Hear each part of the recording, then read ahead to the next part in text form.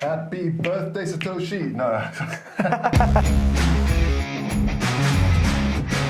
Hey, happy birthday. Happy birthday to Satoshi's Whitepaper. Actually, it's the Whitepaper, isn't it? Yeah, it's the Really? Whitepaper. Man, this is amazing. 13 years of this amazing technology.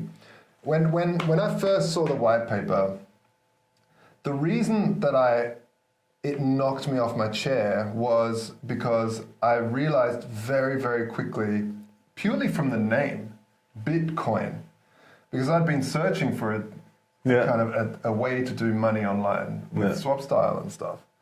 And when I saw Bitcoin, I thought, wow, we have decentralized money, because from Napster to BitTorrent, that kind of triggered it. But the key thing here was we have, for the first time, a rare digital asset. The first time we have a rare number. The first time where if I send you a digital thing, you know I don't have it anymore. And basically, rabbit hole time. Yeah. It's beautiful, and it's actually, it has been a hard ride for the whole industry, seeing how it develops and in which way crypto can actually go. I mean, Bitcoin was just the start of a big, I would say, movement. A movement that encourages people to be free, to have their own libertarian lifestyle facilitated through a currency that is actually decentralized, meaning no government is in power to deal with everything, all the monetary policies. Yeah, it's just beautiful. And you know, where I'm surprised at is like crypto has been a financial technology, but actually it's now an art. It's now the future of art, and through NFTs. And it's really fascinating to see where this technology is taking us. Yeah, and not, what I really love, what really struck me about Bitcoin is that for the very longest time, people stopped thinking about where money came from. Because this is something that when society went off of the gold standard, it caused a lot of conversation around the dinner table of what money is. Yeah. What is money? Should we be off the gold standard? People used to talk about this stuff. But since then, there's been a very deliberate, I feel it's a very deliberate, de-education of society about what money is.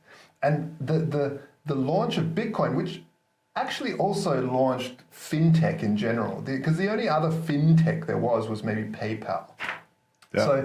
So when Satoshi released this white paper 13 years ago, it was really the spark of this conversation again. Like, what is money? You know, and I remember seeing a lot of interviews of people on the street, like, what is money? And they're like, oh, where does it come from? Oh, it comes from my boss. Like, no, like, where does it, before that, what's the, you know, and then when you explain it's actually debt. No, it's gold. And you're like, no, it's not anymore. Yeah. So this conversation has been super important for the evolution of society to get back into understanding and not being, because how do you get scammed? You get scammed by not knowing the full picture, not being educated into what you're investing in. And money is always an investment. If you're doing work, you're painting you're using your labor, you're doing something, you're getting this money, you're investing in this money, this stuff. That's why they say, how do you invest in Bitcoin? No, how do you earn Bitcoin? It's the same with how do you earn fiat, how do you invest in fiat? Well, you do labor. And now we're going, wow, so the Americans need use cases for the dollar. These sorts of thoughts are for the first time coming back to people, and it's super important. So, happy birthday. Happy birthday, white paper, Bitcoin. Yeah, but there are also some less great news in the last days hitting the crypto community. In particular, Rugpools. Rugpools, just for the community, just for our listeners to understand what Rugpools, man. Rugpools. They just get up my nose. Rugpools is the event in which a group of individual or an individual uses the order book mechanism of launching a token sale for its own advantage by setting up an order book and actually adding liquidity on both sides, on a buy and sell side, and then rug pooling that order book by just dumping on all these tokens into that order book and basically selling off a whole bunch of tokens here, which are actually worthless. And then destroying the price and going away, taking the profits and making an exit. Yeah, so if you are investing in if a project looks really interesting, first of all, if it's got a dog on it, just stay away from it. Well, we don't give investment advice. This is not investment advice, for sure. Do your own research. This is just educational. But generally, there's two types of rug pools. There is the rug pool that you mentioned, Laurin, where the investor basically raises a whole lot of money and then just disappears. And the market falls, the bottom falls out of the market. The second type of rug pull is when early investors are allowed to have too big of an allocation and the project's doing well, the development team's kicking goals, they're really moving forward, and all of a sudden one of the early investors just dumps onto the market, and then people see it dumping, and then other people pile in, and the whole thing just gets rug pulled by the early investors. So if you're looking for a project, you want to make sure that projects like the standard, like how we've structured our sale, is first of all be as decentralized as possible, sells to many smaller people as possible, and if they are larger, make them vest over 24 months, meaning the tokens slowly get distributed out to them. Right. So this is especially important in the early steps of a project, when investors come early in, they buy large allocations, and there it becomes a risk for all the other investors that come in later, at later stages, because early on the tokens are usually not very expensive, so it's really most of the cases, it's very easy to build up a quite large position in a token that just launched. And then it becomes really risky if these more centralized projects then make it into exchanges where people are less educated about every project they buy into. And then big investors come in and just drop their tokens on the market and destroy the price. Yeah, but the thing is that the world has been, especially the Western world, for the very longest time has been obsessed with de-risking. Obsessed by it. The state has put so many laws and rules and regulations around people, protecting them from things that might be scams in the free market. The problem with that is investors now, or people, are so stupid because they don't even know what a scam looks like. They don't understand what a scam looks like. Many people can yell and scream, "That's a scam," and they'll go, "No, it's not." No. It's like they need to burn their fingers on the candle to know that it's hot. And this is the unfortunate thing of the market. But as this industry evolves, more and more people understand what happens. So initially, these rug pulls were happening in centralized exchanges. So centralized exchanges would disappear, or wallets would disappear with people's money, and everyone said, "We need decentralized exchanges, we need Well, now what's happening is you have these wonderful decentralized exchanges, but these projects come on, list because it's permissionless, and then disappear with everyone's money. So it's always important. The simple things you can do is check the people. Are they anonymous or are they not? Are they actually showing their faces?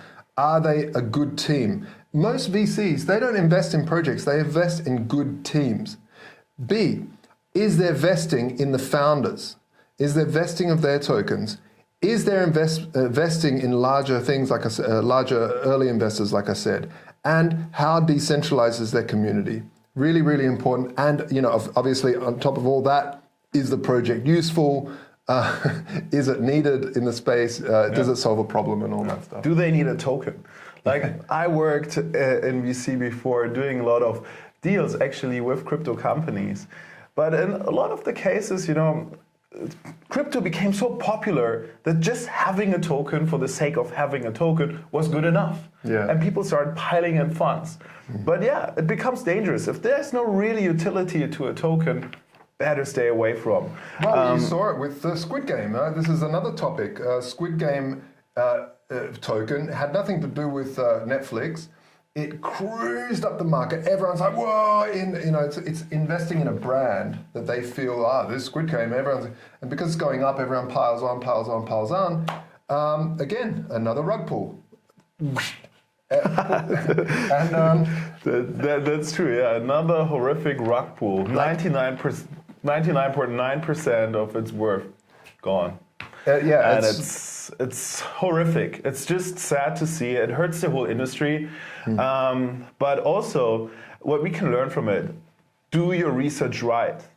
We tend to agree in crypto too quickly with buying in quickly, just getting a hold of some tokens, and then doing our research. Yeah. That's the wrong strategy. Yeah. Flip it around. Do your research, check the fundamentals, and then, if you are convinced, buy in. Yeah, that's not right. before. And one of the biggest fears that I have in this whole space is that the more of these giant scams we see, these huge rug pulls we see in the space, the more governments are going to come in with their superhero costumes, going, I'll save the day, and then end up regulating the heck out of anyone, which basically what they use that for is an excuse to protect their interests, which is the legacy banking system. So instead of, they're not saving nothing but themselves by doing that. Right. Because they say, you're not allowed to launch, you're not allowed to create a business, you're not allowed to create a new experiment. And so this is really important. Yeah. And the other thing is, I think this industry suffered from a lot, was calling everything a scam because it's, doing a token sale, which is obviously also untrue because people that didn't understand what a scam was would be told everything's a scam, Ethereum's a scam. And you're like, what? No, BitConnect is a scam. OneCoin is a scam. This Jesus coin was a scam. Yeah, and Squid Game coin was a scam. Yeah. There's so many coins that are scams, but a lot aren't. So let's keep the word, because scam is a very powerful word. It's a very important word, but let's keep it for actual scams. Right. But let's talk just briefly about the impact of these scams on regulations. Yeah. I mean, you just said it. The governments will come in and impose new regulations. Yeah. But really, honestly, Josh, I don't know how you feel about it, but I get lost with all the authorization licenses and so on of titles a company needs or license, like titles that actually a company needs to acquire, a startup needs to acquire just to be in business. And this is why there was never any fintech. This is why there was never any competitions in banks. They built the regulations around themselves. That's why it's funny to see some people calling out for more regulation for banks. Actually, who writes those regulations? The banks. So they wrote this moat around themselves, these walls. And it was so impossible for any startup to compete because they had paperwork up to their eyeballs every weekend to try to deal with it, millions of dollars in fees and regulatory overhead. So you just couldn't compete.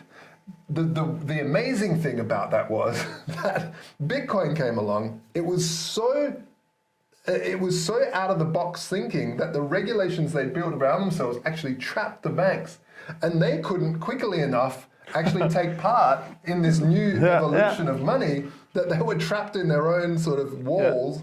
And that's how we kind of, as an industry, managed to gain ground. Yeah. So that's an interesting move. It's true, but actually these regulations didn't only hit banks, also normal businesses.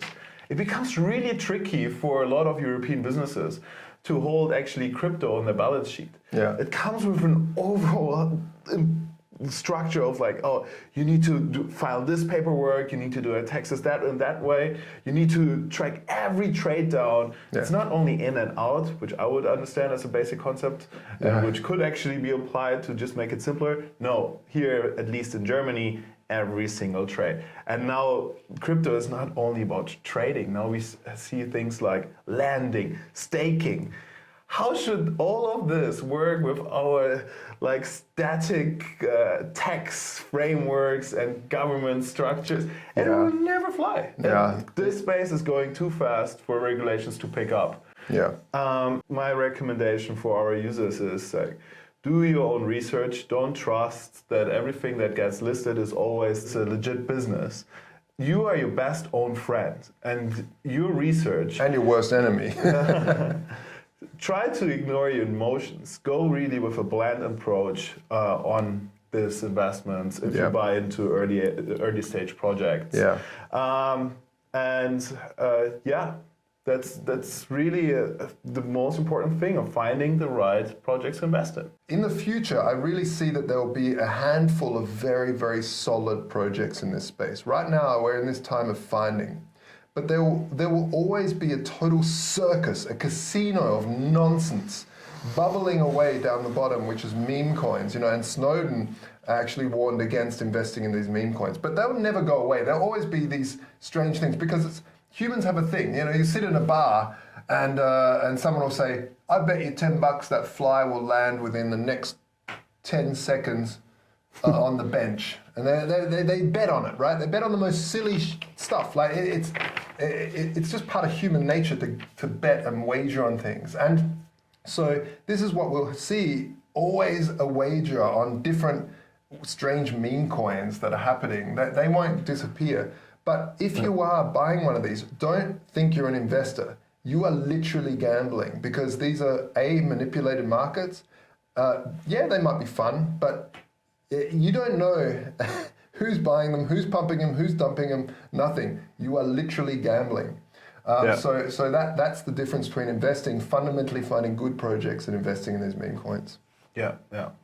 And I mean, these meme coins, they play with our emotions too. I mean, the dogs are pretty cute on those meme coins, but yeah, don't let your emotions make the decision for you. Yeah. Really, I think utility is king, research is king, fundamentals. The team behind, if the team is not anonymous, this is also a really good indicator that this project is actually serious. Yeah. And find the reason why there's a token. Yeah. Hey, we don't want to go on too long, but I just want to thank all of the new subscribers that we have on the channel. It's really, really nice to have you on there. Thanks for hitting that subscribe button and also hitting that bell, because next video is going to be an update on the standard, everything that's happening. We have some important updates as well as the ongoing competition that we've got going for the standard. I'm loving this competition. We're getting so much interest.